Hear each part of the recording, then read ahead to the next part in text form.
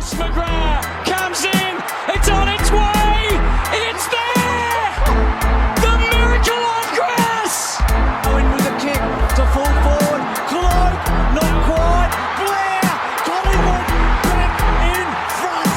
The seed, he delays the give, Franklin, this is Buddy Franklin! This is the greatest showman! Poor fans can't bear to watch. They led by 28 points at one stage, but the perfect storm is erupted. Oh, who else? McDonald.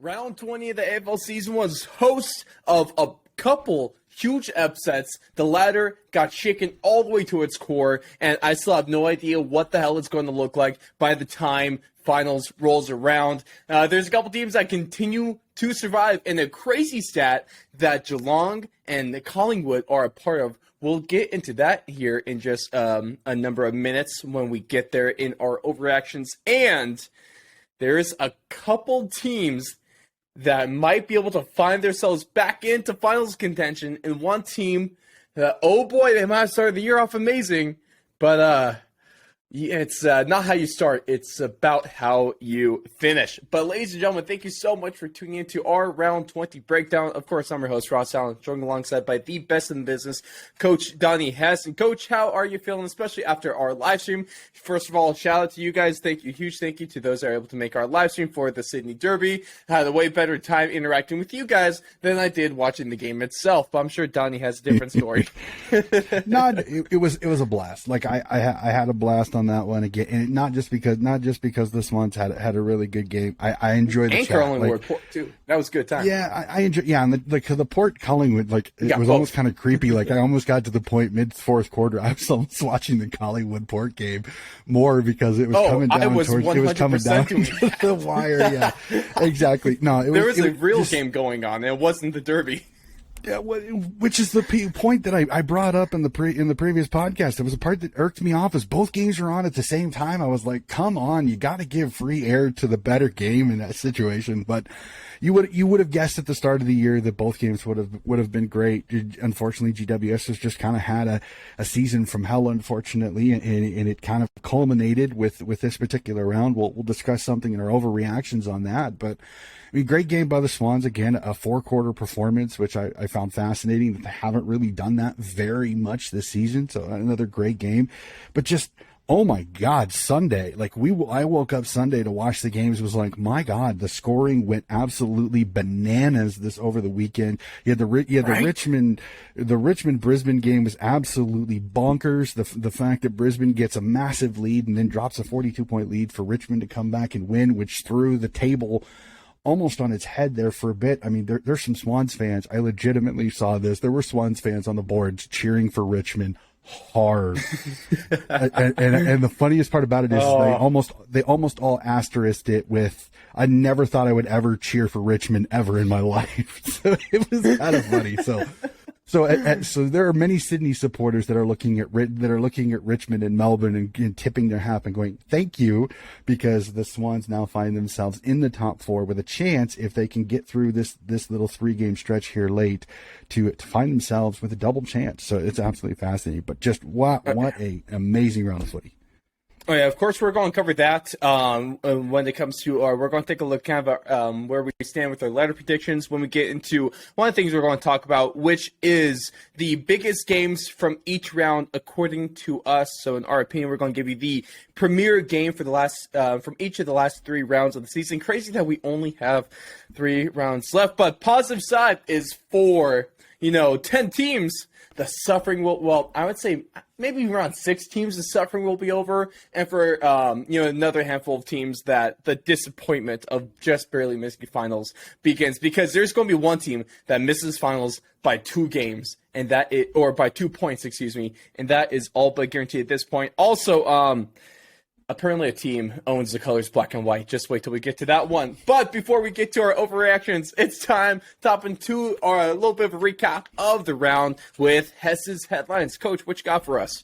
Alrighty, we'll jump right into it. This is fascinating because we got some great headlines here. For me, it all starts on Friday night. D's dominate Dockers out west, renewing D's talk as flag contenders.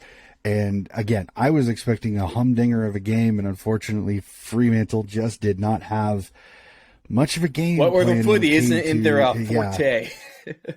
Yeah, this was not their game, and unfortunately, for some in the competition, they're starting to tremble a little bit because are the D's back? Was it the D's playing dominant, so dominant they made the Dockers look regular, or are the D's benefiting from a lackluster Dockers performance? There's a lot of questions. So big game on Friday night again. D's again on Friday night against Collingwood. Absolutely barn-burning game to start off the round of footy. So we'll have to see, but. If you're a D's fan right now, you're maybe starting to think, are the D's hitting their stride maybe at just the right time? We jump to one of the early games Saturday. Geelong rolls over Dogs to keep streak alive. The Cats, again, kind of started off a little slow. The Dogs got going, and I must admit, I was watching this game going, uh-oh, did the Cats overlook the Doggies a little bit? And the Doggies came out on fire, but the Cats kind of got their you-know-what together in that second quarter, and they started rolling. In the second half, they absolutely just obliterated the Dogs from pillar to post. So, again, the Cats looking definitely like the flag leader right now as we speak, going into these last three rounds of the round. Pies survive, Port push to keep winning streak alive again. They keep finding ways to defy everything I think is possible. And again, Collingwood fans, I'm not cheering against your streak. You're baffling me with this streak because you're winning games that honestly, by how you're winning games, it surprises me. Because Collingwood's a team of destiny, Donnie. It seems like it, I swear. So, but again, the Collingwood, they're just getting it done, and that's exactly what they need. They qualified for finals. Their win total, as they speak, they are in the finals. There's no way they will fall out. They've qualified for finals, but you still got 3 tough games to end the season, so we'll have to see how it goes. Does the streak end this week against a good D's team, or does Collingwood keep it going again and definitely keep that run to where they're in talks potentially of being up there in the upper echelon of the flag contender-ish type of contenders there. And then I kind of already previewed it. Sunday scoring as all 3 winners put up 100 points to win their games, as Gold Coast, Richmond, and Essendon all put over 100 points on the board to win their games. Wow, oh wow, what an incredible last day of footy, last day of the round for the footy there. Absolutely insane. So what a round, incredible. You know, I just love the Melbourne talk at this point because, of course, it's been a tale of 3 seasons at this point because, you know, the first part when they just wouldn't lose, there were talks that, are they just going to run away with another flag? And then they start to lose. Okay, so they're just huge pretenders, and it's time to forget about them. And now it's almost like we're flipping back and forth between those two those two statements every single round. It's amazing how quick opinions change around this Melbourne team as we go from week to week. So it's probably one of the favorite roller coasters of this season as well. But those are Hess's headlines for round 20. So with that kind of warm-up, it's time to get into things because it's time to jump into our overreactions. Of course, for those that don't know how this works, it's where I like to come up with sometimes inflammatory statements, sometimes stupid statements, but sometimes there's some truth to these. And of course, I got a few of them. This round is up to Coach Johnny to determine if it is indeed an overreaction or if there's actually some truth to it. And start us off is the question everyone is talking about. At least that's what it seems like. The statement is, Donnie, Carlton has a bigger chance of missing finals than Richmond does of making finals. I love the way this question is written because it's absolutely fantastic, because I don't think this is an overreaction. If I'm a Carlton Blues supporter with the injuries that are starting to pile up, with Kennedy out with concussion, Newman out with a lacerated knee, Durden sounds like he may be out. You've got some you've got some injuries that are affecting your depth, and you're going into a 3-game stretch where you're facing some really good football teams. Which include overreaction. Brisbane, Melbourne, and then you got Collingwood to cap things off. So you're going with the current number 5 team, then you go to the 2 team, then you go to the 3 team. That is not an easy stretch. That's in my opinion, that's the worst 3-game stretch to end the season out of any one of the 18 teams we got here. Yeah, it's gonna be so tough. Where at least I think Richmond does have a couple of very winnable games, including Hawthorn and Essendon in the last 2. So they're very winnable games. There's so even let's not give away our tips though. That's till then. We'll definitely have to see for sure. But I don't think there's no reaction. I honestly, if I'm a Carlton fan, I'm scared. You have to get one game. You have to get one of these 3. Some would say this one against Brisbane is potentially there because of the fact Brisbane has been underperforming. They are coming off a big game, but they're playing at the Gabba, and Brisbane plays the Gabba really, really well.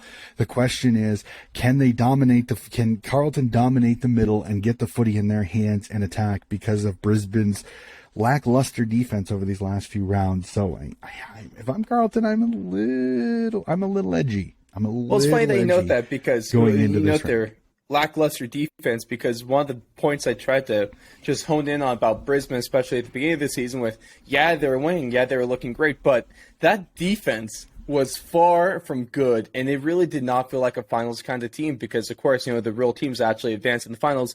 They're amazing. They have tons of offensive firepower, but at the same time, they actually have a defense to back it up, and unless Brisbane is playing damn near perfect offensive footy, their defense is just going to screw them over, especially against these upper echelon teams. So I do think Carlton has a chance against Brisbane, but also Carlton, man, it's hard to have a real sense of confidence in them. And with Richmond, that draw almost might come back to help them. Although, to be fair, we both are in agreement that they should have won that game, should have been 4 points, but it doesn't matter at this point because it's draw. But so those 2 points are going to get them in my opinion, get them into the finals over Carlton just by the skin of their teeth. They're not going to have to worry about percentage points, which I still believe that they would have the edge in by maybe a couple points, but they don't even have to worry about that because 2 points, man, it's better than 2 percentage points. But Carlton, hate to be the bearer of bad news, but it's not looking great right now.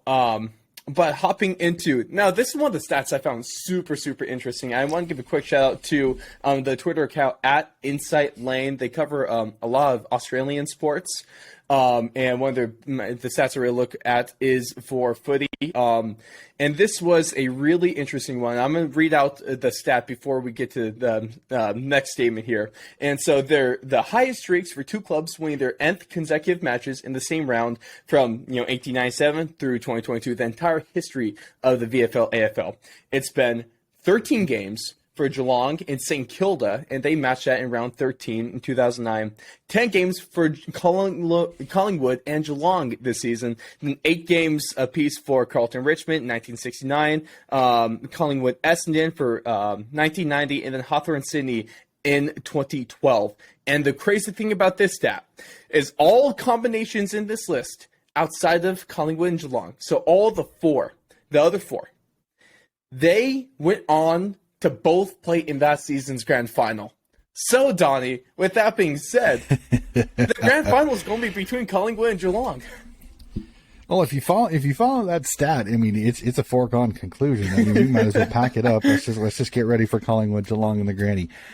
I'm one of those. I love that stat. I'm very fascinated to see the way this finals is going to pan out. I'm not sure if that's going to continue. And again, this is not disrespecting of either Geelong or Collingwood, but as even as the 8 might be, anything can happen. Anything can happen. Yeah. So I'm going to say overreaction on this one, just because as much as I love those stats, I wouldn't be surprised if most of those were usually the top 2 teams in the league. If I remember correctly, in 2012, I believe Sydney and Hawthorn were 1 and 2.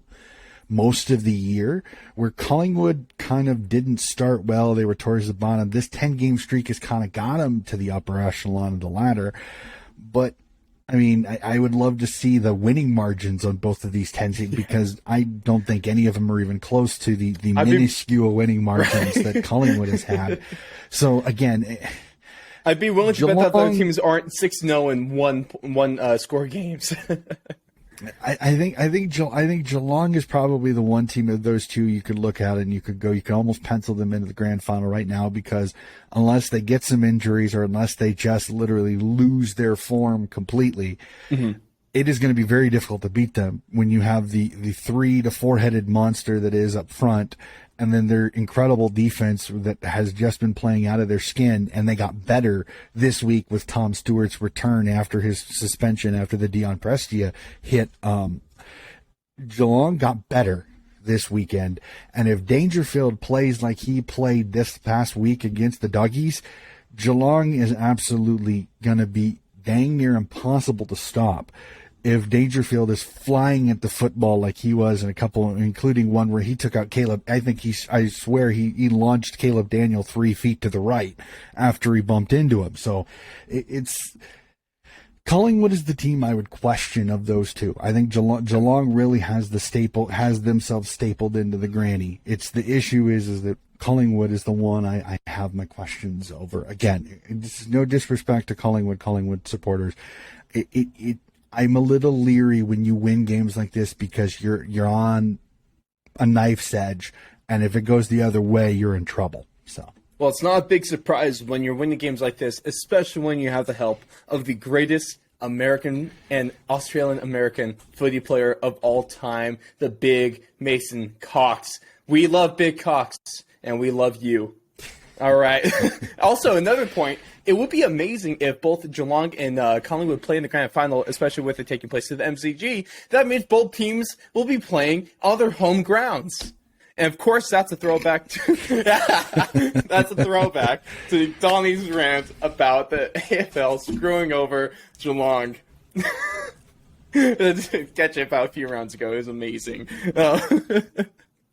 Oh, boy. But rolling into the last statement for our overreactions here.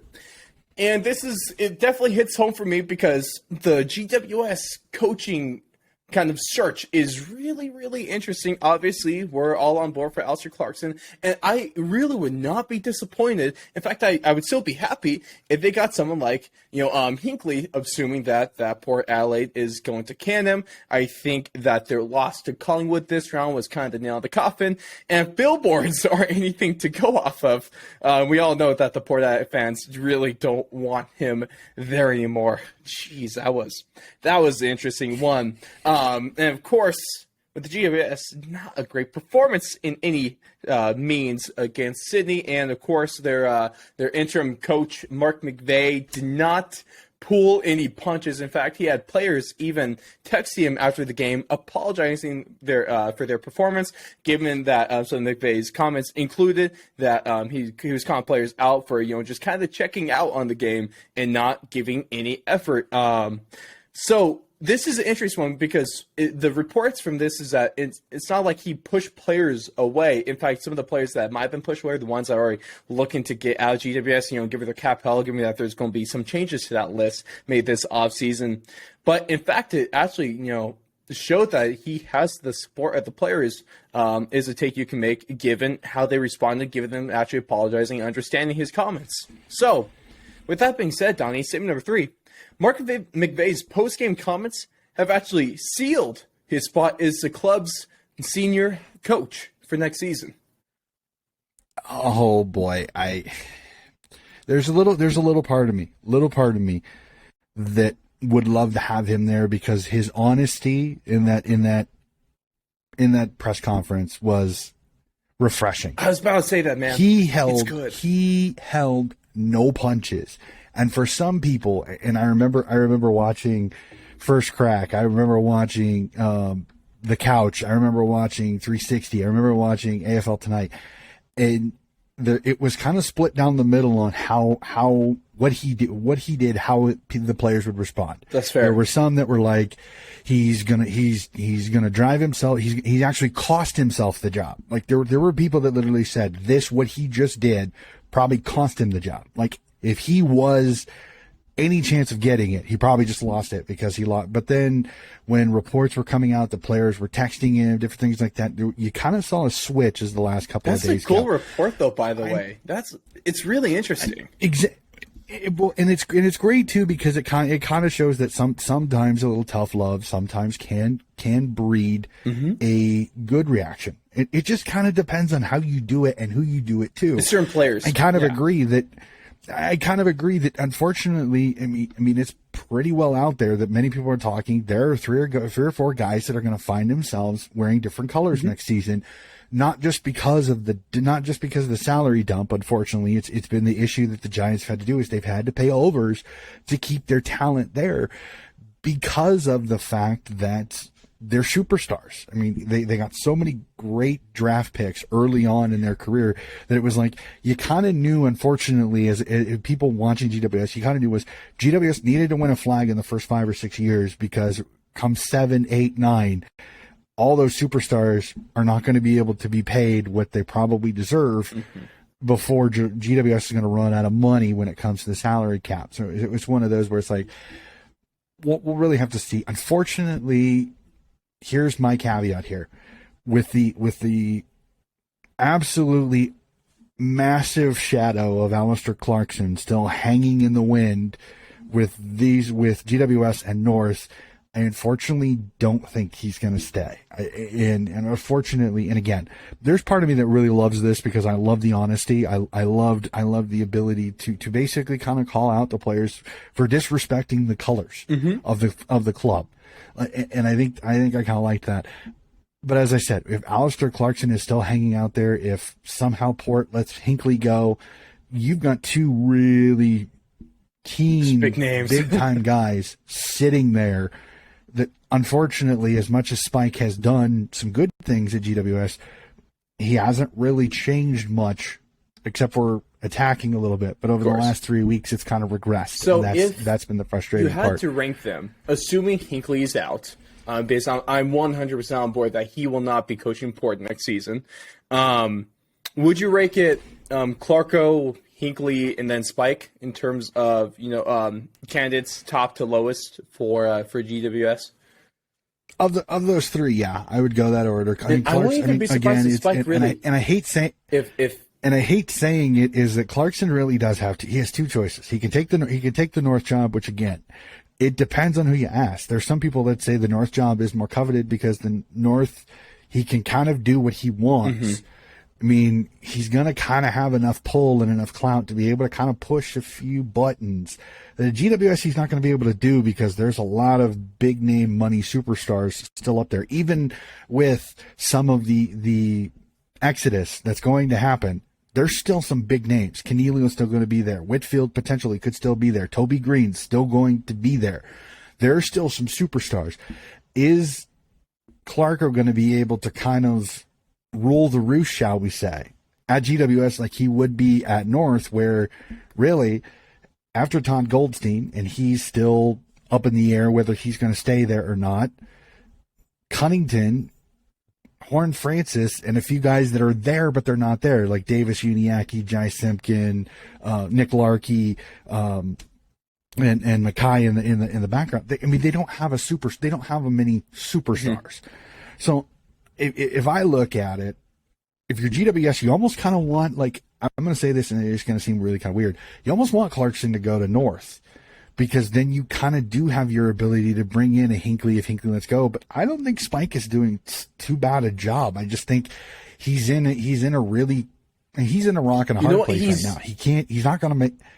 The fact that he's even close to like being considered to be brought in as their senior coach next year, totally it changed it goes against what my expectations used to be. When he took over the job, I was 100% on board that there's like a 99% chance that he is just going to be a placeholder until they find someone else at the end of the season. But now I'm like, he actually has a chance at coaching this team next year, and it's a thing that I wouldn't hate.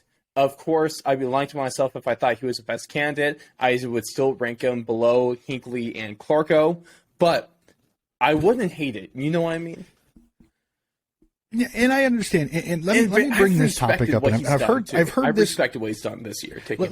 let me bring up this topic, and it's one of those that I've heard even over here in the States, and I find it a fascinating discussion point, is that even over here, you notice how many times coaches that have had some success, that get fired from one job, are all of a sudden gold to another team.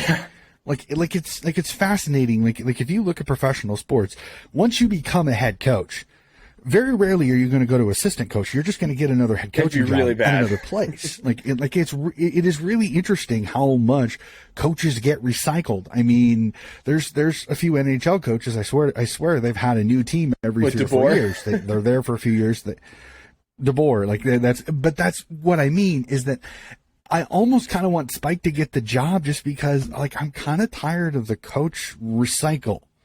I understand Clarkson was such a great and again, I'm going to besmirch. There's going to be some Hawks fans that are going to be like, Coach, what are you talking about? Last round, he was besmirching Selwood. This round, he's besmirching Clarko. Unbelievable done. You hate tradition.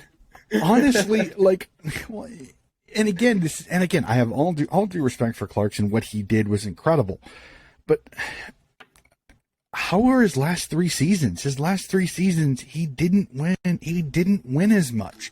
He wasn't as successful because a lot of the superstars that he had were gone. So it's like I'm almost. And again, it's not the norm conversation. But I'm like, if I'm GWS, I let Spike McVay have a shot.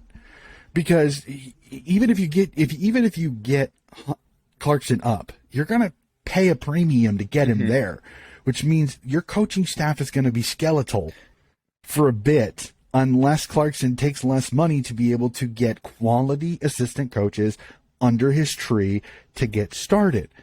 So it's like that's what's Spike killing McVay's not going to ask for that's what's aiding my Hinkley desire. Because I know he's going to be a recycled head coach, I understand that, but also at the same time, one of the reasons why I would be happy with him, even though he's being recycled as a fire head coach, is because Port Adelaide is a way better team than GWS is, list wise or just performance wise. And if it wasn't for those first 5 games where they were riddled with injuries, and just other reasons why players weren't able to play, they would be in the finals right now, and there's a really, really good chance that Ken Hinkley still has his job there in Port.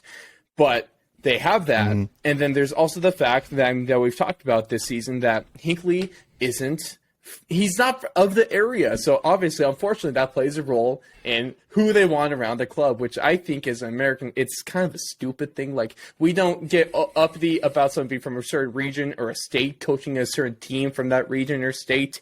It's definitely a little bit more of an Australian thing, I feel like. And it's just one of the differences. And I understand, just because there's a lot more history behind that. You guys do things a little bit differently there. But he's a recycled head coach, but he's still a very good head coach coming from a successful team that is continually made, top 4. They were the minor premiership winners only a couple seasons ago. So also he's more than likely going to be he's not going to be cheap, but he's going to be cheaper than Alistair Clarkson most likely. So both of those factors bode well. Donnie, I've talked myself into thinking that Hinkley is the best coaching candidate for the GWS. I've talked myself into that, and I'm okay with that. Never thought you'd say that, right? I don't. I'm okay with that. In fact, it's not that I don't want Clarko. I would hate for GWS to bend over backward for him when Hinkley's going to be right there. Or even Spike. Like I said, I there's was not expecting to feel still this way today, but damn, I kind of do. It's an interesting topic to go into. It's like when I've had discussions with Swans fans, and I've said I said, if Buddy goes. I'm not gonna make a big deal out of it. There are some people that are freaking out if Buddy goes, and I go, no. I said, if you look at the list, Logan McDonald, I think honestly, in those games that Buddy missed this year, Logan McDonald has some of his best games. Once Buddy goes, Logan is the natural heir to take over that spot, and there is not going to be a ton. Now, is it the same butts in seats absolutely fantastic type of plays? Probably not. But the kid can kick goals, and the kid can win games in terms for the of the Swans box in that score, in situation. terms of the stat sheet, it's going to be there. Well, like for entertainment value and butts and seats, it's a regression when it comes to wins and when it comes to the growth of almost the any player club. in history. But these exactly. Well, but that's what I mean. Is like I've already. It's a weird feeling. It's a really weird feeling especially because Buddy has always been one of my favorite players. Even when he played for Hawthorn, he was one of my favorite players. It is weird to utter that. Right. Like, I'd be okay if Buddy leaves. Like, legitimately, I'd be completely fine. Like, I would not cry. I would thank him for his service here with the Sydney Swans. I know it hasn't always been perfect, but I think he was great for the city. But I think the young team that Sydney has put together is more important, in my opinion, than one, maybe two more seasons with Buddy in the helm. So that's kind of how I feel. It's kind of like the Clarko situation. It's like, as much as I would love to have him, I'm okay with not getting him because I can see a different. This is awesome. Donnie's okay with Buddy leaving, and just around 4 or 5 weeks ago, I was kind of like, oh no, when it broke that. You were angry because North fired your coach, and you were like, no. So it's weird. It's weird how a few rounds. It's weird how a few rounds will change your life. Please, okay, because if they take him, I think North really wants him. North really does want North. Him. Go but ahead. It's take Clarko. It'll be really interesting to see how it goes. Decision that much easier. That much easier. So the places we end up just within the span of weeks, ladies and gentlemen, and even the span of just a half hour into the show, we've already come. I've come places where I never think I would be. What around this is. But that's going to do it for. Oh, don't you love footy talk? It's awesome. It's. Speaking of that, before we go into our storylines, I know you've seen it. I know you've seen it. What are your thoughts on the man that got you into footy? All of a sudden now has interest in footy again. Pat McAfee is back, ladies and gentlemen. Let's go. And here's the thing. Before you say anything, I have to. I'm gonna hop on my soapbox really quickly, dude. A, where the fuck have you been? And B, if you're going to comment on it, at least know the guy's names. You know what? And if you're going to comment on something, be on the correct week. He's a week behind. He's talking about the Jamie Elliott goal from 2 weeks from last week. It's not even this week's goal. It's last week's goal. Collingwood beat Port this week. He's talking about the game where they beat Essendon. Wait, no, Donnie, I'm literally time sitting here zones going, work differently. Pat, I don't mind you talking footy. I don't mind you talking footy. I really do. But dude, you're 2 weeks behind. Come on. Stay with us here. Know the name. I know the NFL is coming up. I know college football is coming up. But dude, seriously, if you're going to comment on it on the correct time. Like, legitimately, we'd love to have you communicating on, because you have a great audience that I think will be great for the sport. But dude, be at least on accuracy when it comes to the time frame. You are 2 weeks behind. Come on. You know what? Pull your head in, as the Aussies like to say. Pat McAfee, you got the spirit, all right. You're a little, nothing like a little Fresh Prince of Bel-Air quote. He's a little confused, but he's got the spirit, all right. And that's Pat McAfee, okay. And it's something I still appreciate, because he's the reason why I'm here, pretty much. He's the reason I know about the damn sport, and I appreciate the excitement. That's one thing that Pat McAfee always brings him. I love some of the comments that are like calling him very American, and I'm just like, yeah, damn right. That's why I love him. So I got nothing wrong with that one. I call a lot of Aussies, to be fair. That's a very Australian thing. All right, but nonetheless, I appreciate it. I think it's good. But like you said, Donnie, let's just, catch up a week or so, Pat, and then we'll be good. Then we'll be good. Maybe learn a couple names. I know you got a crazy amount of sports you talk about. You literally talk about everything. Let's talk a little bit more footy, especially when it comes to the big old Mace Cox. We love Cox. Hashtag Pat McAfee Show loves Cox. That's what we're gonna roll with. And that's the new hashtag. And I don't mean to throw something random. I know it wasn't in the thing, but it just. No, I love it. I had one of my followers, a huge Swans fan. He sent me the video, and I'm like, okay, Pat's talking about footy from. He's back, baby. and then the fact that he calls him Jamie's Elliott. And I was like, dude, seriously, come on. At least that's the club that you got to send you a membership pack, and you can't even get the guy's name right. And I'm just like, close. Oh my God. You're so close, Pat. Come on, Pat. Pull your head in, mate. Come on. Sucked in, mate. You're so close. But if you want to stay on the same topic of Collingwood, let's break into our storylines here, because apparently the Collingwood Magpies have official rights to the colors black and white. And Sweet Tam Donnie, about a handful of days ago. Oh boy, this news really took over everything, especially to the Port Adelaide fans. For some reason, they care about their heritage and their heritage jumpers, because they put in and they applied to Collingwood, not even to the AFL, but to Collingwood itself, for Port to be able to wear the prison bar jumpers during the showdowns. And just a handful of days ago, Collingwood has denied Port's request.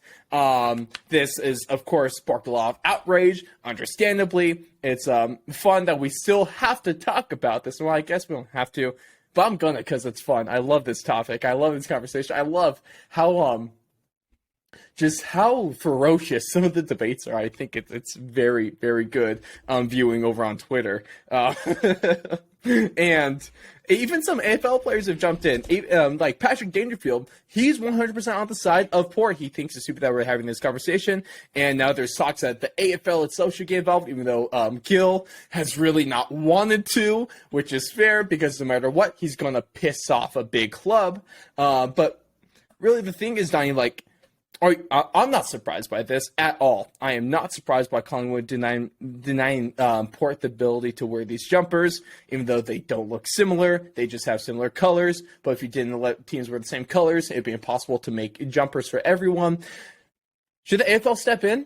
Is it time for the AFL to make an official declaration on whether or not the Port Adelaide Power have the right to wear their prison bar jumpers for just the showdown, not even for more than 2 games this season?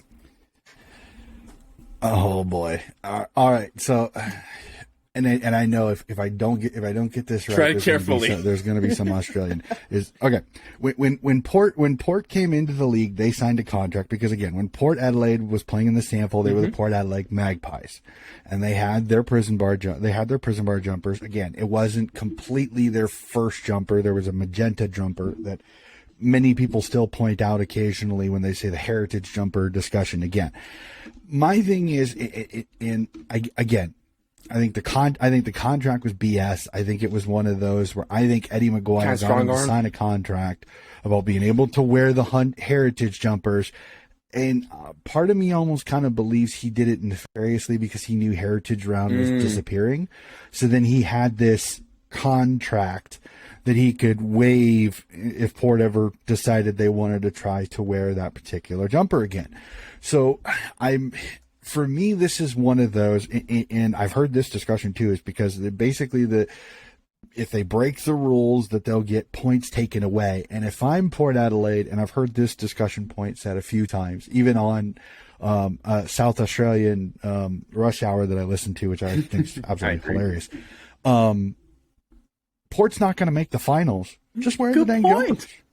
Wear the jumpers. Even if they take points away from you, it's not going to matter. In fact, one of the other things I find fascinating is even if they win, if they take the points away, even better draft pick, because you don't get more points, lose more points. So it's like it's the weird kind of up yours type of thing that Port could do. If they do that to Collingwood this year.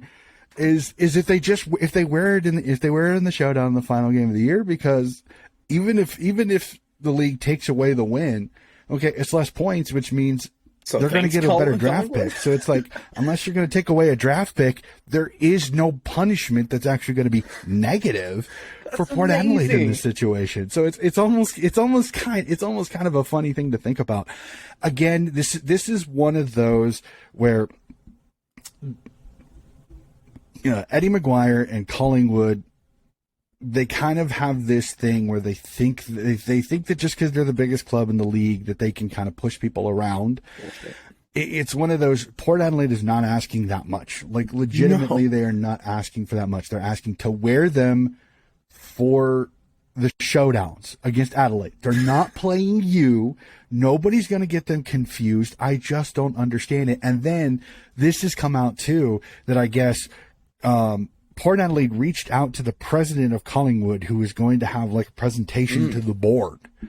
And he kind of told them he believed that he could get it to where they could wear those jumpers for round 23 in the thing. And then all of a sudden now this press release comes out that Collingwood said no. So there's a lot of people at Port that are basically like, they felt like they were lied to. Like, Collingwood basically told them originally they were going to do it. So there's even more to this now as the days go on. So it's like, this is one of those where Collingwood is proving why they're the most hated club in the league because of this. Like, this is stupid, man. Petty. Like, and again, there's a lot of animosity between Adelaide and Port Adelaide, but this is the one thing that honestly in South Australia, I don't understand why Adelaide fans would be with Collingwood here. This is Collingwood trying to pretend they're God in the league, and they just can't. I mean, there are tons of other sports in the country that teams have the same color schemes and they figure it out. Okay, they have special clash jumpers, so they don't have to worry about clashing. So when they play each other, it's not that big a deal. And they've been playing just as long as Collingwood has. I just don't understand the drama. I don't understand why this is such a big deal. I understand that they came in and they changed their name so they could come into the league, but they're asking for one game, maybe two max, and they're not playing you. I just don't see petty, the especially deal. Because it comes off petty and childish, and they look a little similar, but there's enough of a difference that anybody that watches the sport. If you can't tell one's Port Adelaide, one's Collingwood, that's a personal problem. All right, we shouldn't be able to own. Oh yeah, stripes and similar colors. So, no, you can't wear that. And there's not worried about the clash either. That's probably one of the only like legitimate arguments is, and one of the other things like, they're not going to be impersonating Collingwood. They're not going to be taking away ticket sales. As long as they don't wear it against Collingwood. As long as they don't wear away jumper sales. Yeah, as long as they don't wear it against. They're not passing Collingwood money. As long as they don't wear it against Collingwood, I just don't see a big deal. I just find this. It's like mine type of situation with a 3-year-old. Is the and way one of the dumb things too is like people are talking about. Like I said, if we stop it. This conversation is so annoying. We don't need to do it. Yeah, we wouldn't be having this if Collingwood wasn't a petty pile of crap, okay? It comes down to that. And Port, if you haven't figured out, we are 100% on Port's side. We love you guys. Keep fighting the good fight. If I'm Kachi, I tell him just wear the jumpers, minus the 4, and we'll see what the AFL does. Legitimately, unless you're gonna like financially, which they're not going to.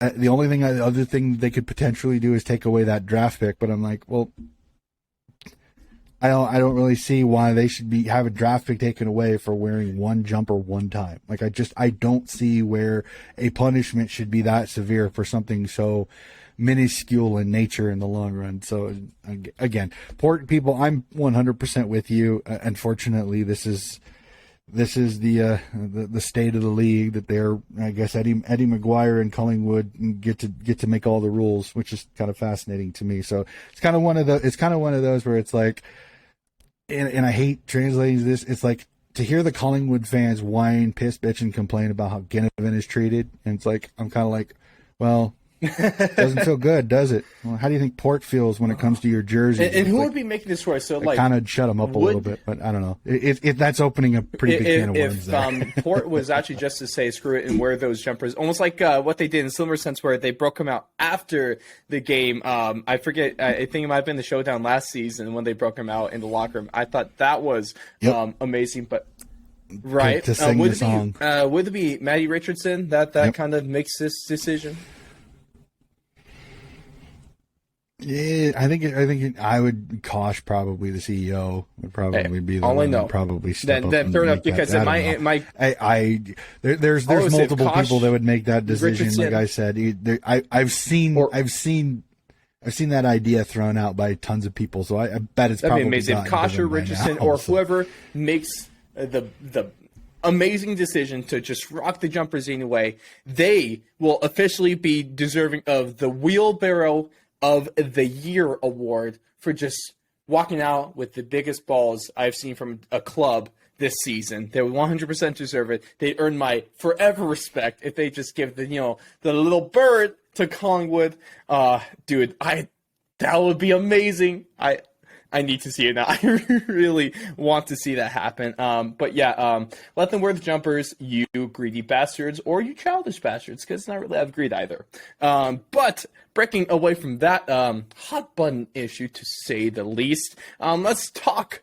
It's time to get clutch. We got 3 rounds to go in the season. We got 3 more times any one of these teams can make a statement, and we're going to break into our thoughts on our weekly or biggest game from each round that you really need to circle in red, and that's going to be the game to look forward to the most. We're going to start things here with round 21. We might almost be spoiling some of our tips here, but Donnie, this round, who do you think, or what game do you think is the biggest one with the most running on the line?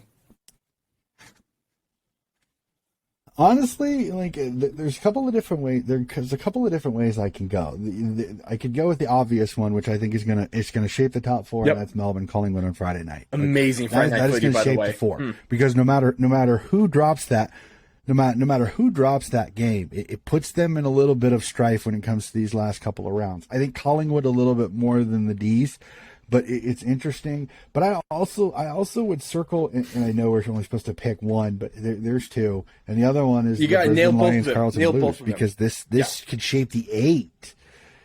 Yeah, this could shape the 8, because if Carlton loses this one, they got 2 games. They have to win one of them, and neither of them are easy. So those 2 games, honestly, they're going to shape the finals. Like you hate saying games that are going to shape the finals are won. But those two are definitely the biggest ones. There's a tiny wrap on Richmond, because if Port may not make Port's probably not going to make the finals, but they can sure damn well make sure somebody doesn't. I was thinking maybe a Donkey's free knocking off Richmond this week. Prove it game there in Marvel. That's interesting. That one's. There aren't very. There's only like 2 games that you're literally sitting here going, I'm probably not going to watch, and that's West Coast Adelaide, just because both teams aren't going to make the finals, and then the GWS Essendon game. Those are the only 2 games that really there isn't a because for Gold Coast and Hawthorn, the Gold Coast can hypothetically still maybe find their way into finals. Fortunately, it's not looking great. I'm sorry, Gold Coast. Round 22 could be super interesting as well, is because I think the one that really pops off the page the most is going to be another possible top 4 eliminator between Sydney and Collingwood. But to pull the Coach Donnie here and give a second option, it'd be Melbourne and Carlton. Well, this one's got 3 really, and you don't sniff on the St. Kilda Brisbane match on that Friday night as well, because all 3 of those are top 8 teams against each other. So if we thought this week had some shakeups in the finals, that week's going to be darn close as well, because St. Kilda's right there in 8th as of this week. Again, we don't know what the results will be this week to affect that.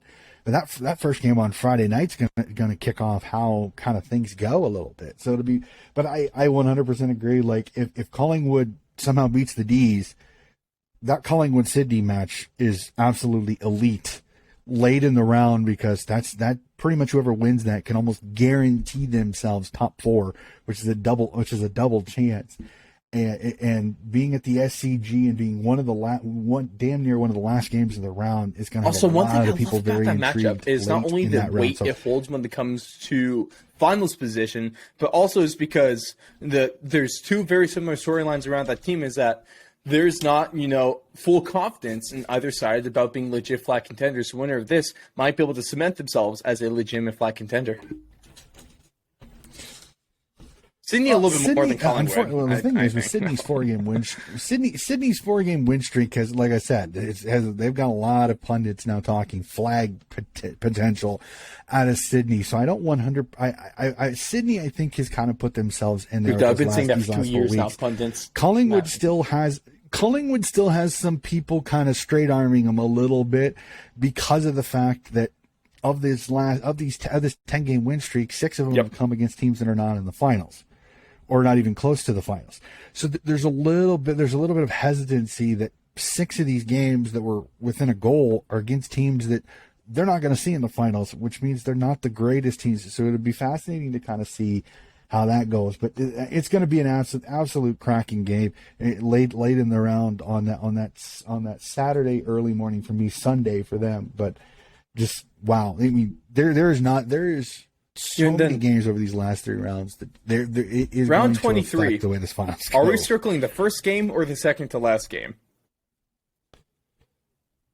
Brisbane, Melbourne, Carlton, Collingwood.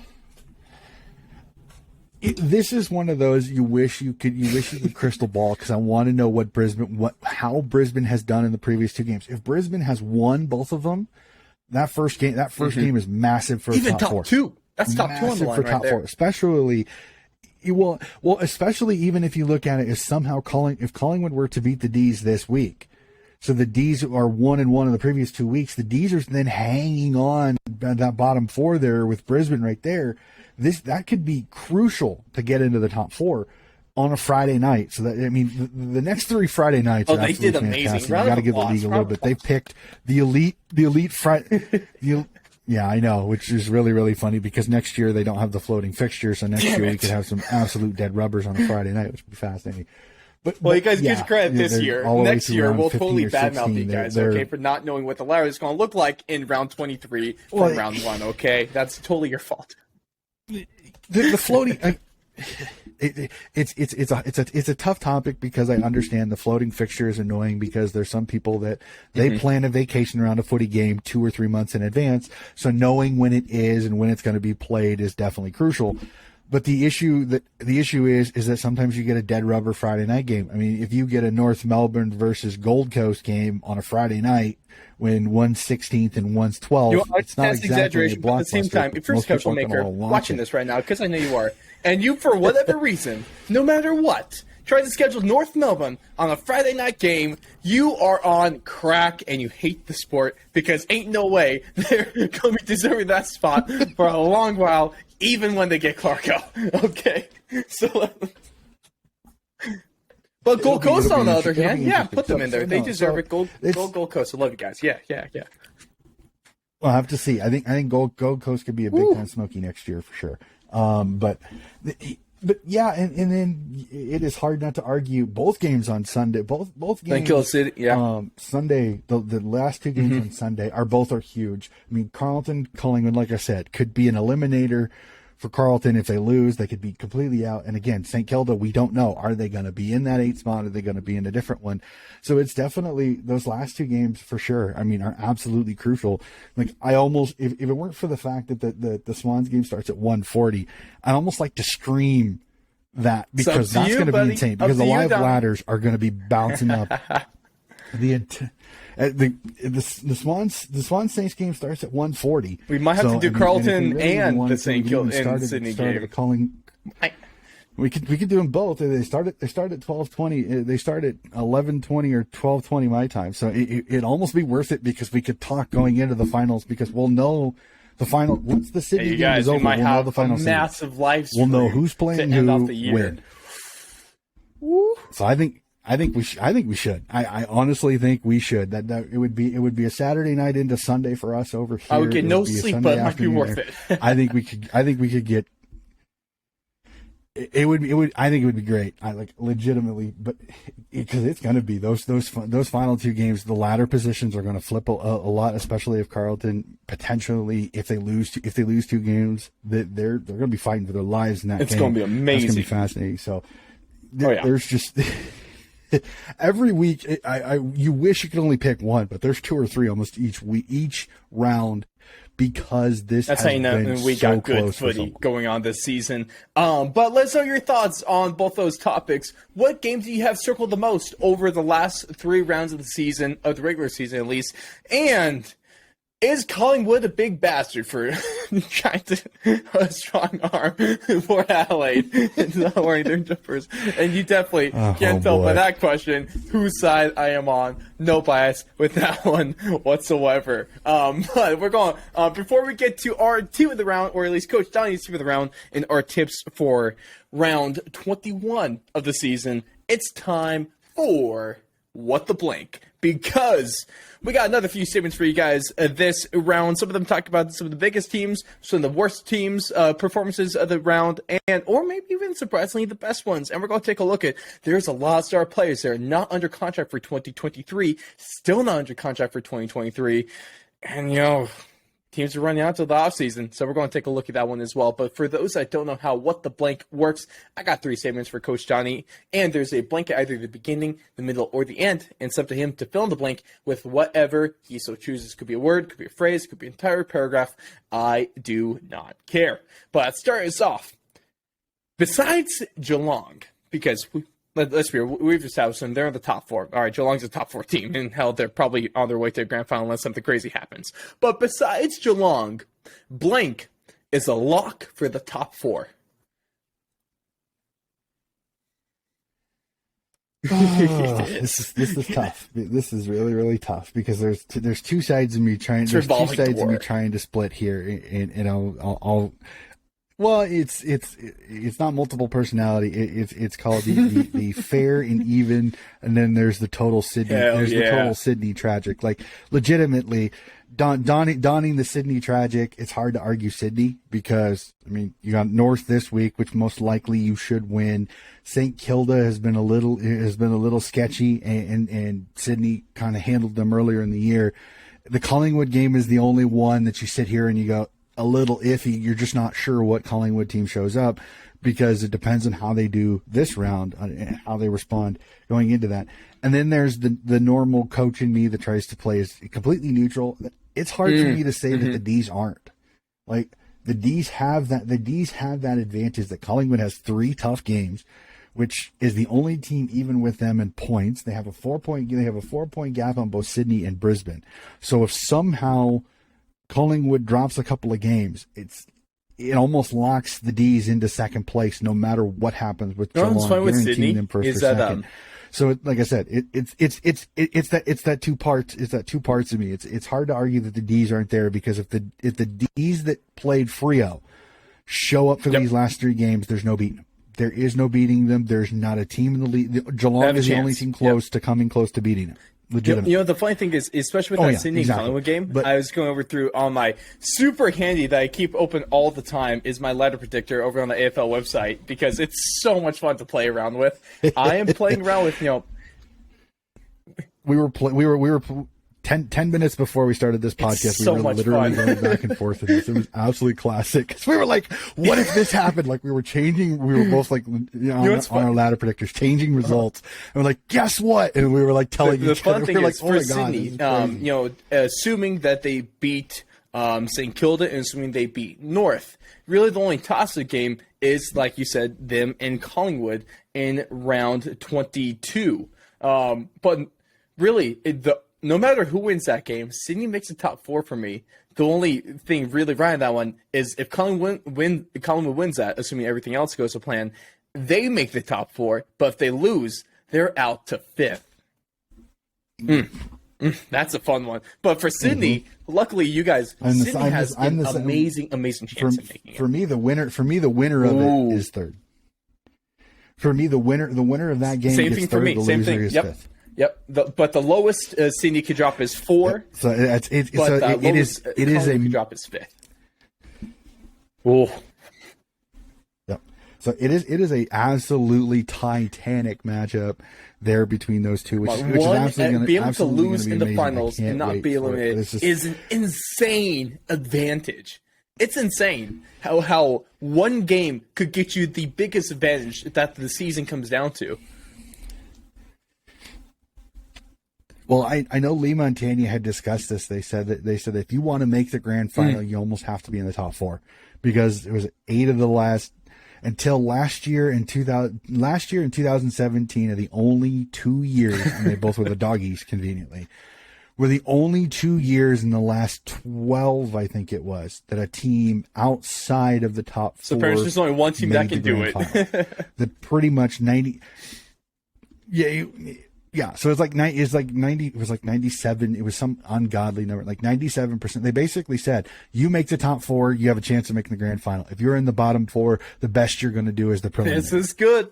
This is really good. But jumping into segment number 2 for what the blank. Get my segments mixed up. Whoopsie.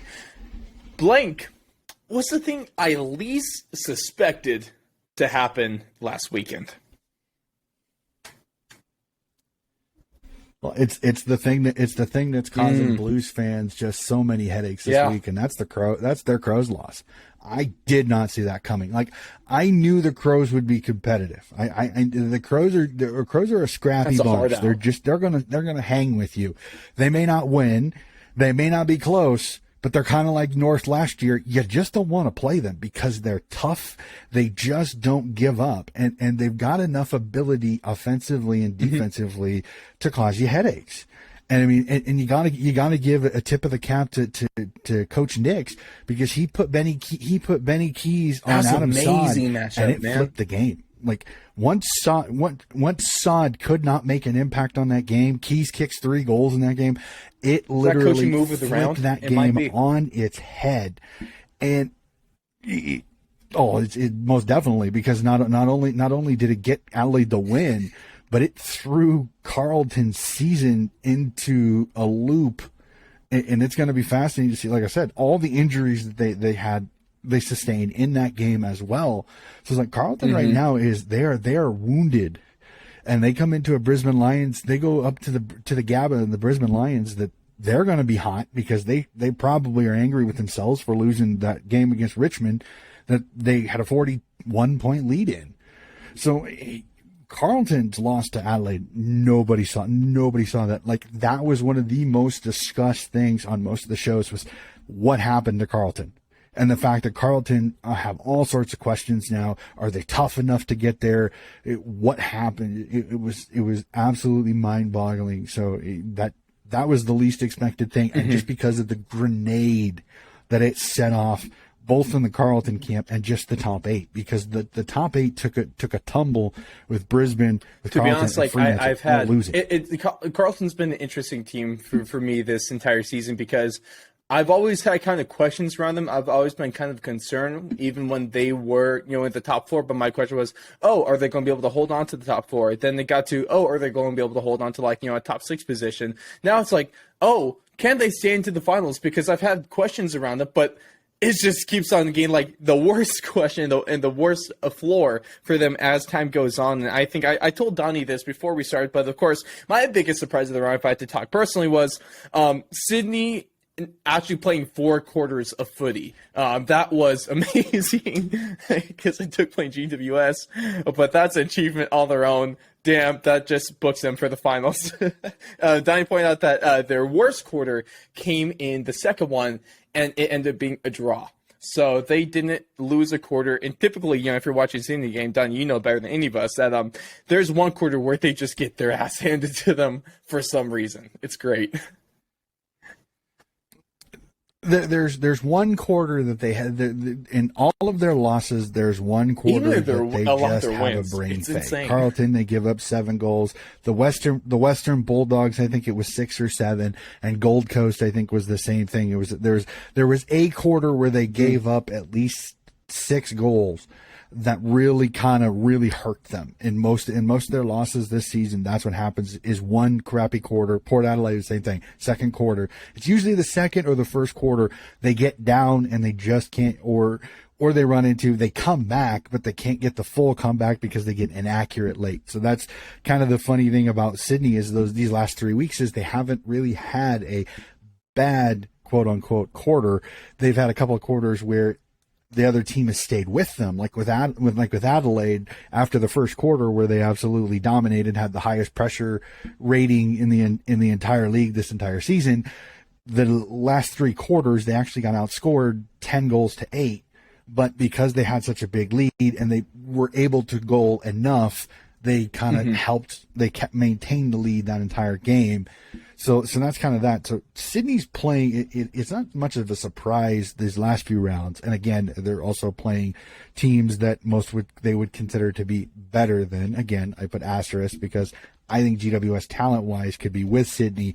They didn't get the performances from their Thanks stars for putting that in the most light way you ever could, Donnie. That was definitely that was about pretty much the opposite of what Spike Carlisle how he said that one. So it's great. But jumping. Well, I think it's a little bit of. I see the talent that's there. Yeah. And I think that's the other reason why Spike was list pissed. is there, man. Because he sees the talent and the performances they can have, and it just didn't happen. And the one thing that he progressed later and said that he didn't mean check out for the whole season, he meant check out of the game, because what would really be damaging is if he would have said that they checked out for the rest of the season, because there's still 3 games left.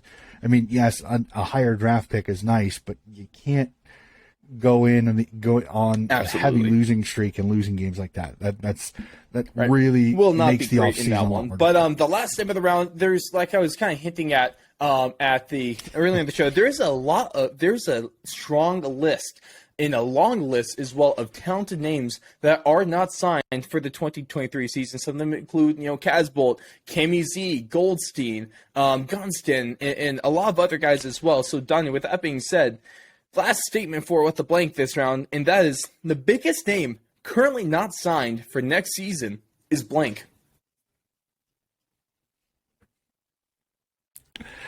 Oh, I looked at the list that you had. There was a top 10 written, and I thought it was actually quite good. But part of me wants to take your question literally, and I mean this almost, and I do mean this almost in the funny way. It's two of the ruckmen that are not signed that I think could be quite a good asset for just the right team, and that's Todd Goldstein and Nick Natanu. The two ruckmen that are both on that list on that particular thing, because Goldstein, in my opinion, still has the abilities to come in. He can be a resting forward. He kicks goals. But he's a really good ruck on his day. And I think if you get him into the right team, if you get him into a team that's had some struggles ruckman wise, it could really flip a team's futures. And Nick Nat is another one athletically. He is absolute freak of nature. He can do things a lot of rucks can't. The issue with Nick Nat that I've heard many people say, and I do have to agree with it, is he just doesn't have a good tank. He is not one of those guys that's going to be on the field a lot. He gets about 60% game time with West Coast because they know if they play him too much too early, he's got nothing come the fourth quarter. So Todd Goldstein, honestly, is the most intriguing one for me because he's that experienced ruckman that could almost be a second fiddle ruckman to, say, an Oscar McInerney up at the Brisbane Lions. You could bring him in to Port Adelaide as your second banana to Lysette potentially, or bring him in as your top if Lysette's not going to work. Bring him in as your top and then rotate him with Dixon. So there's a few teams that don't have a ruck. Geelong has always been mentioned, but I think finally they've kind of figured out a Blitzavs, Reece Stanley enough that it'll work. That I don't think it. But if Goldstein found his way down to Geelong, it wouldn't be a bad thing. It legitimately would not be a bad thing. But I think what they have kind of with Hawkins and with Cameron and everything like that, I don't know if they really need a Goldstein or a Nick Nat. I think what they've got is fine. Reece Stanley is athletic enough, he can get around the field, and Blitzovs can step up into the ruck if necessary, can also be a tagger in the middle, can also go full back and take away a big full forward. So I'm fascinated to see, does Goldstein stay at North, or does he chase a premiership? Does he do that? Does he do a kind of like over here, the veteran chasing, he takes low amount of money, but he wants to go to one of the better teams to make a final. I really respect that move though, because he deserves it. He's one of those guys that probably deserves to go chasing. Mm-hmm. 100% agree. And for me, it might not be a bad idea for North because it lets you brought in Coleman Jones from Richmond. You need to get it. You need to get him some time. And unfortunately, Goldstein is just good enough. He's going to get secondary. So if you want him to be a ruck, you almost wouldn't mind Goldstein going. So then you can let Coleman Jones step in there and kind of become the man at ruck if that's where you desire him. It's a good point right there. I can really respect that. Obviously, I still think it's going to be the greatest player of all time. That's Mason Cox. He definitely needs to get a contract for 2023. I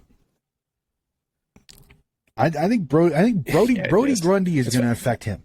Brody Grundy is going to affect him if Collingwood can ship him off. Which is another thing that I want to look at too. Is he's going to dictate where Goldstein or Natanu and where Cox goes. Because if Grundy gets moved, Cox stays at Collingwood. If Grundy stays, the two teams I think so Cox interested in come off season, it's going to be Collingwood and GWS because there's going to be some big names on the move. You know what I mean? So those are probably going to be two of the biggest ones. Essendon is one to keep an eye out. Essendon is one to keep an eye out because I think they may be a buyer. I think they're going to. Okay. No, not Stringer. I think they're going to be a buyer. I think there's a lot of talk for Taranto or Hopper, one of those two. I know Hopper is really being discussed about finding his way down to Geelong, which would be interesting to see how they do that. The one thing about Hawkins, Cameron, and some of those, they've taken a little less money, so there still is some money in the salary cap. So if they can get Hopper down there, holy crap, Geelong gets even better, which is kind of scary to think about. Taranto out the door. Sounds like Essendon is high on his list of suitors. We'll have to see how that goes. Like, there's so many moving parts to this offseason. It will be fast. I think this could be one of those off seasons. It's going to be fun. Absolutely, it's going to be so much fun. It is going to be box office because the cool thing is we're going to have plenty to talk about this off season. So I am definitely not going to complain about that one. Oh man. But ladies and gentlemen, let us know your thoughts. Sign up in the comments. Hit us up over on socials at Fourth and Long Media over on Instagram and Twitter. And for Coach John, you can find him at Coach Hes40 on both platforms as well. Who is the biggest lock besides Geelong for the top four? What was the thing that happened that you were least expecting to happen in round 20? And who is the biggest name you think that is not currently signed on to a team for 2023? But before we wrap things up and get to our tips for round 21, it's time for the most important list. It's not about, Fox footy. It's not about, 7, AFL and all that fun stuff. It's time for Coach Donnie's Team of the Round, the only list that I really care about. This time with no repeats and no spelling errors. Coach Donnie, take it away for us for our Team of the Round for round 20. It's really fascinating. I didn't get nearly as much traction on any of the socials. Right. I put it out on the socials on Monday. I know. I was like, man, I have to make mistakes. That's how Twitter is, to man. Get people to respond. It was fascinating on this. All right, let's jump into it. I really tried to watch a lot of these games a lot more because I was getting a lot of people going, really? Do you think it was? So I kind of specifically watched a lot of these games. So a few of these, they aren't huge statistic guys, but they made impact. So you're going to get it really early. Start off on defense again. Nick Blakey, the Lizard of Sydney, as our co-host saw, he can be a very damaging player when he wants, the ability to go forward and kick a goal, but his run-off halfback, his speed and ability with the footy, and his deft touches with the kicks can absolutely place it in a teacup. It's absolutely fascinating. I'm gonna give him a tip of the cap. Yes, Buddy kicked 3, but Sam Taylor, GWS, man, he absolutely played out of his skin to keep Buddy as quiet as he could. Yes, Buddy kicked 3, but if Sam Taylor doesn't play nearly as good a game as he did, I think Buddy kicked 6 or 7 in that game, so I got to give Sam Taylor a shout on this one. He's back. Geelong's Tommy Stewart, again, another absolutely fantastic, showing why he is one of the best defenders in the league. Even missing the games that he did, I still think he has a really good shot of making All-Australian. Adelaide's Brodie Smith. What an incredible game by this young man. Absolutely fantastic. I think he had 41 disposals in this game. Absolutely insane for a defender. Brisbane's Kitty Coleman. Kitty Coleman, man, this guy was everywhere in that game against Richmond. He did everything he could to keep Brisbane in that game, doing absolutely a fantastic job. Gotta give my tip of the cap to that. And then the guy that I think is really putting his name in the hat for All-Australia, that's Mason Redman of the Essendon Bombers. Another incredible game off halfback, being a damaging ball mover. We go to the rucks. Rowan Marshall, absolutely step up young man, 30 disposals in this game, making an impact in the ruck for the St. Kilda Saints, helping the Saints get a big win over the Hawthorn Hawks, keeping their finals hopes alive. We jump to the mids. First game of the day, and I talked to a couple of Demons fans, and I asked them, I said, who do you think was your best midfielder? And it was hands down Jack Viney of the Melbourne Demons. He was everywhere, though he didn't get the goals. He doesn't get the big stats on there. Played around He for had a lot of 33 people. disposals and was everywhere. Was tackling. His pressure was absolutely exactly. This is going to be a little weird because we watched this game and he did not win the Brett Kirk medal, which I'm a little disappointed with. And that's Sydney's Errol Goulden. He kicks 2 goals, has 33 disposals in this game.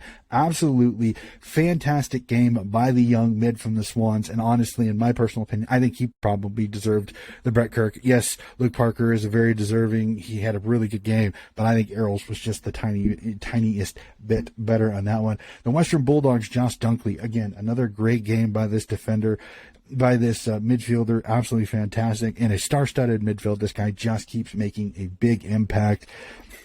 The man who is butts on seats for the Richmond, and that's Shea Bolton. I mean, he is absolutely just incredible right now. He has become Dusty in Dusty's absence. It's been absolutely fantastic. And last but not least in the midfield, Zach Merritt of the Essendon Bombers, another incredible game, making a massive impact on that. We jump to the forwards, and the one thing I had to laugh about this is that all of the forwards that are in this list played on Sunday. About scoring. Going back to your headline. 6 of them.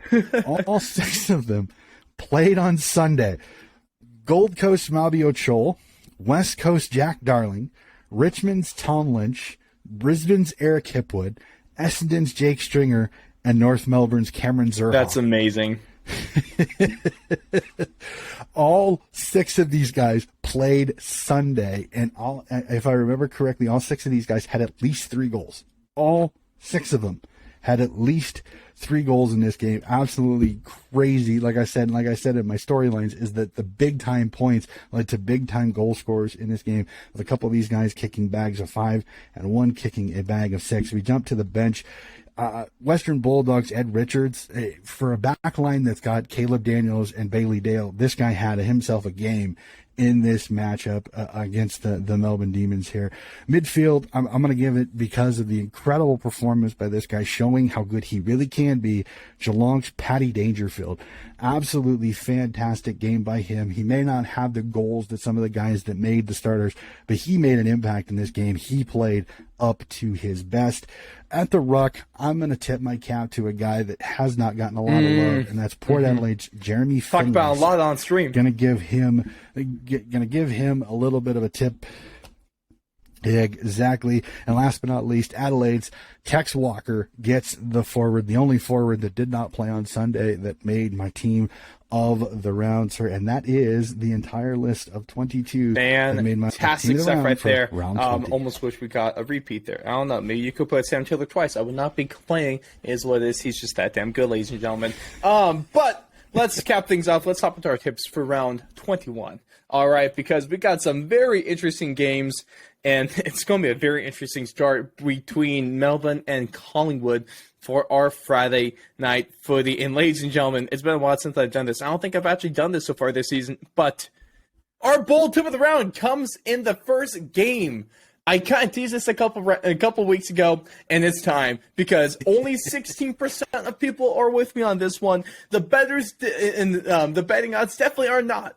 but Collingwood is going to march into a home game. It's a home game for Melbourne, but MCG, same thing. It kind of takes away a bit of the home ground advantage by the Collingwood.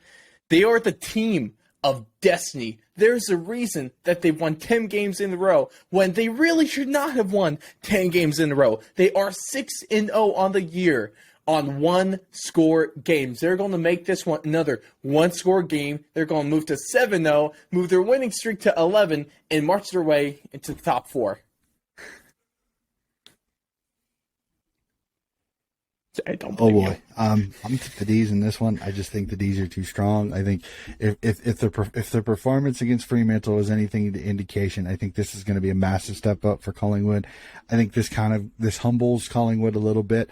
I think this kind of puts them in where they kind of are in the top. I think they've kind of benefited from teams that haven't played as well. I think Collingwood's in this. In this particular tipping, it says my advantage. I only have it as an 8-point win for the D's. Just out the one score. Collingwood keeps this close. They've got the talent. Good news for Melbourne, because otherwise they would have lost. Exactly. I just think the D's have some strengths that are going to kind of capitalize on some places where I think Collingwood is not as strong. So these in this one, and then the next game of the round is going to be. You want to know what? In terms of tipsters percentages, this is another bold tip for me apparently, because only 29 people are tipping Gold Coast, even though they are 4-cent favorites in this one over Hawthorn. Even though we're going to be at UTAS, Gold Coast is going to take this one home, keep their finals hopes alive over the Hawthorn Hawks. All right, I've got Hawthorn in this one. They always play Utah as well, and I think Gold Coast, the air out of their balloon a little bit these last couple of weeks. So, I love Gold Coast. I love the way they're playing. I just think this is one of those. I think what Sammy Mitchell is doing down at Hawthorn, I think is starting to click a little bit. So I think they're going to be a big improver over this offseason. So I have the Hawks winning this one in Taz, but I think this is another. And then after that, we got the GWS Giants in Giants Stadium taking on Essendon, and Giants are going to lose to the Dons apparently. And a few rounds ago, this would have been a worse loss in my opinion, but now it's not been like horrible. So I'm accepting it. McVay's probably going to have some more strong words for this team, unfortunately. But at least we're going to get a better draft pick. So, yeah, Dons take this one. I got Essendon in this one. Essendon starting to play some good footy. Even in their one loss, they still played super competitive against Collingwood. So I have the Dons. Now this next one, man, this next game is really interesting. I don't think the odds would have been this skewed. The Fremantle coming over is in about $1.10 as a underdog in this one. Heading over to Marvel, the Doggies, and around 80% of tipsters taking the Doggies here as well. I was expecting Freo to be a little bit more closer into this one, both odds and tipsters percentage, but the last game really probably affected the odds for this one. I am taking the Doggies in this one over Fremantle.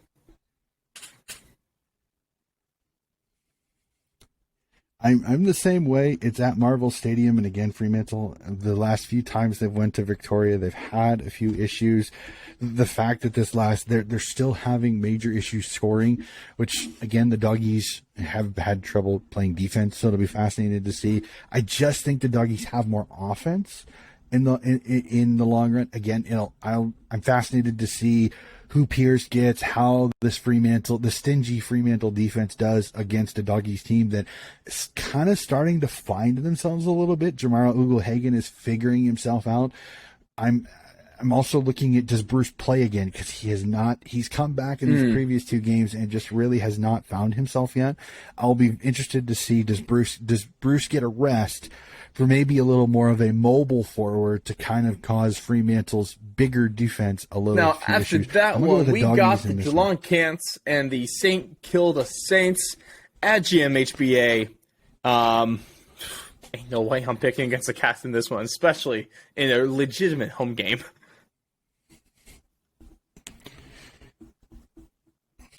Yeah, Cats win this one. I think the Saints keep this one. I think the Saints keep this one close. I think they keep it competitive. I just think the Cats just a little and then, too much firepower. I think this is probably going to be the most interesting, the second most interesting game of the round. Maybe even at the least, for argument's sake, top three, and you cannot dispute that one. We have Port Adelaide in Richmond, with Port Adelaide kind of slightly edging out Richmond this one, both on the odds and the tipsters' choices. This is taking place at the Adelaide Oval as well, which does not bode well for Richmond, especially with some of the recent injury issues. Poor Dusty not even going to make this one, might not even make any one of the games the last bit of the regular season, at least. And Danya, I'm going to go with Port Adelaide in this one. I'm going to go with Port over Richmond and still look good in missing the finals.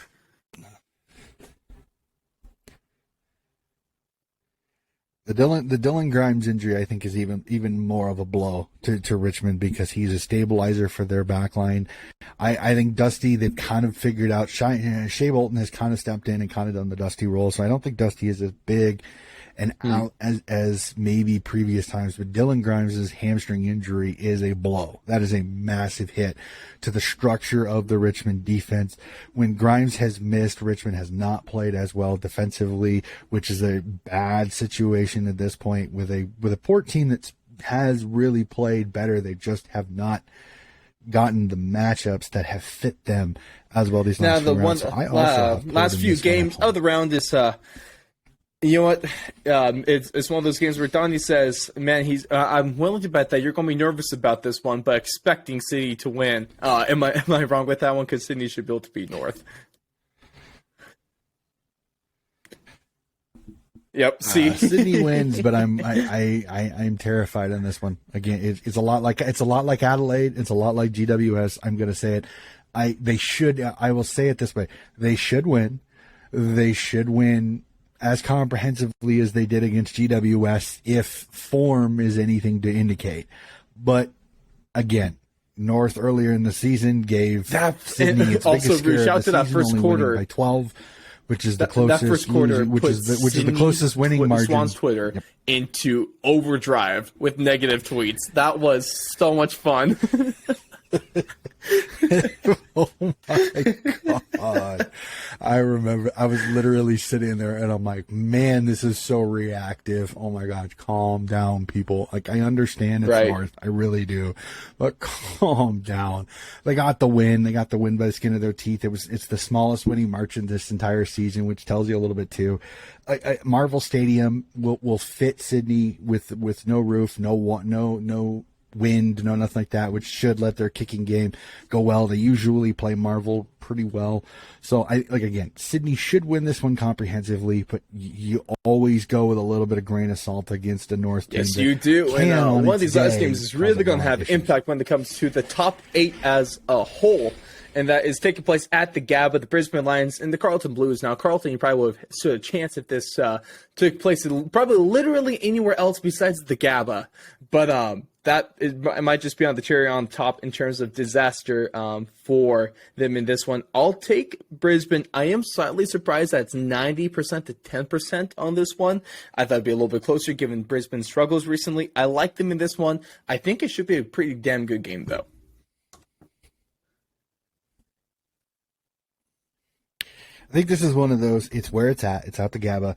And Carlton's injuries. Kennedy's out. Newman's out. They've got injuries that, I mean, they're not like Paddy Cripps, Ben Mackay, Jacob Wiedering injuries, but they're depth injuries that it's going to make a 23rd, 24th, 25th player have to come in, and it is a step down from the top 22, which then weakens the side a little bit. So I can kind of understand a lot of people are thinking Brisbane's going to be madder in a bag of hornets when it comes to the loss to Richmond, and Carlton is susceptible to a loss after dropping one to a Crows team that they shouldn't have. So I'm not too much surprised about the total tip mounts. I think this is much closer than some people are talking. I think some people think Brisbane's going to blow Carlton out of the water. I think this is going to be a close game. This could be just as good a game as the Brisbane-Richmond game of the previous week.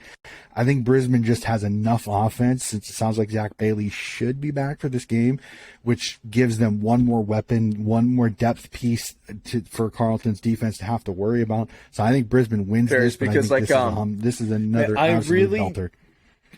I don't have a crazy amount of confidence in Brisbane, but I have even less confidence in Carlton. That's one of the main reasons why I'm taking them.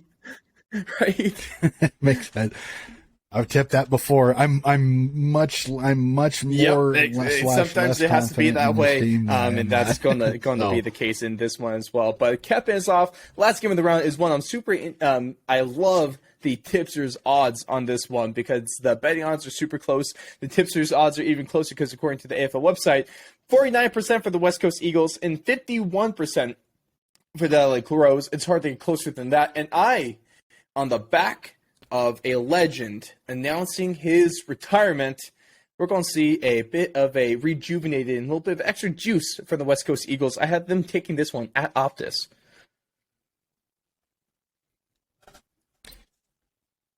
I'm with you on this one. Kennedy magic a little bit, and I think the Crows coming off a big win. You always see a little bit of a lackluster start to the game, and I think West Coast, there's going to be a ton of emotion. I think it's going to be a sellout. So it's going to be very, very fascinating. I'm with you. I think the Eagles get this. I think the Eagles get this one because they're definitely relatively healthier than they were earlier in the year, and I think this is a much stronger West Coast. This is a much stronger West Coast team than previous weeks, and this is a Crows team that's very, very inconsistent. So you go from a great game against Carlton, I'm worried you get a major step back in this one, and you get a not so good performance against the West Coast. I think it'll be good. Of course, I mean, we all know about the new coach mojo when it comes to the round after a head coach senior coach gets canned and a new one steps up. Now let's talk about a retiring player mojo. We definitely have a few of those happening, and one of the biggest names, of course, is going to be Kennedy. We're going to see him in the Hall of Fame soon enough. It would be nice for the Eagles to give him a bit of a nice send-off, especially at home. So that's what I have. That's what I'm rooting for in this round. But, ladies and gentlemen, that is just about going to wrap it for us for our coverage of round 20 and then a little bit of a preview into round 21 of the AFL season. Of course, let us know your thoughts on everything that we covered today, including Carlton and Richmond. Who has a bigger chance of making finals? Should Collingwood stop being so damn petty and let Port Adelaide wear their jumpers, wear their heritage jumpers? What game is the one you're going to circle the most on your schedule over the last few rounds? And who do you think is going to be a lock for the top four? Of course, besides Geelong. Thank you so much for tuning in. Of course, you find us YouTube, Spotify, Apple Podcasts, all the fun stuff. Follow, subscribe. We're at Fourth Along Media on both Instagram and Twitter. And Donnie is on both platforms at Coach Hess40. Just one thing in terms of just general announcements. Next week, I can guarantee that we're going to have at least one fantastic interview from Donnie. That's going to be dropping later in the week. I am actually not going to be doing any work. I'm actually taking a little bit of time off this weekend, which is really, really weird. But with that being said, there's a great chance we get a round 21 show out next week. Obviously, I just want to make it clear that we might not be able to get one done due to my schedules. Don't blame Donnie on this one. Blame me for actually wanting to take, a few days off for the first time in a couple of years. Damn, that sounds horrible. Actually, that sounds.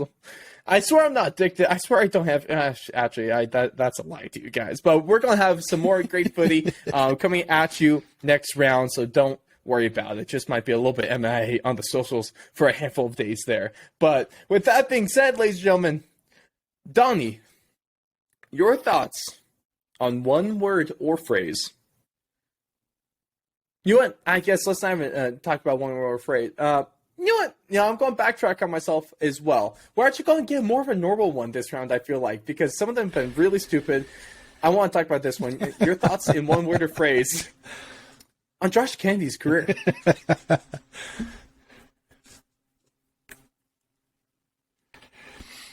Outstanding. I mean, the fact that I saw the statistic that he actually has the most goals kicked in outside of Victoria in the entire competition. That's a He leads stat. Buddy by like 20 or so.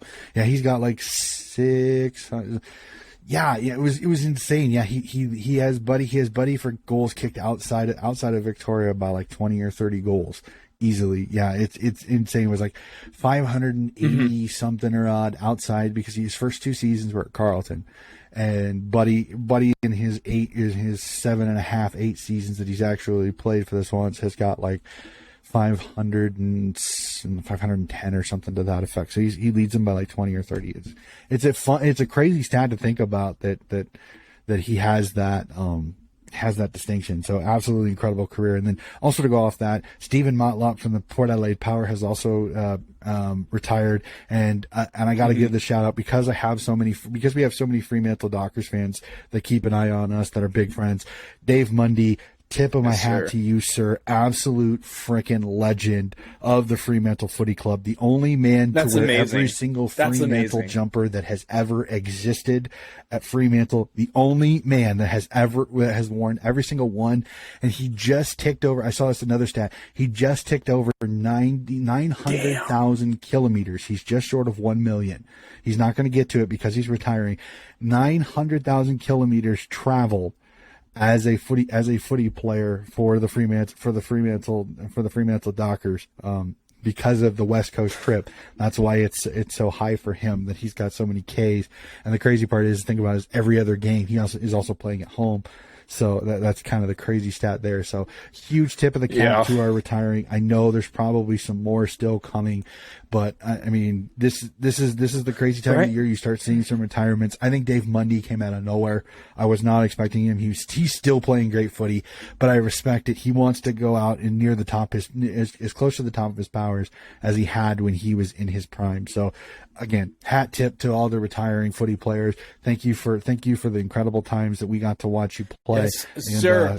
Thank you guys so much for your service. I know you're listening, so you're going to hear this personal thank you as well. But ladies and gentlemen, thank you so much for sticking in to the end. Hit us up on our socials. Hit us up, follow us everywhere, subscribe to us everywhere, and we'll see you in some capacity after round 21 of the AFL season. See you guys next week.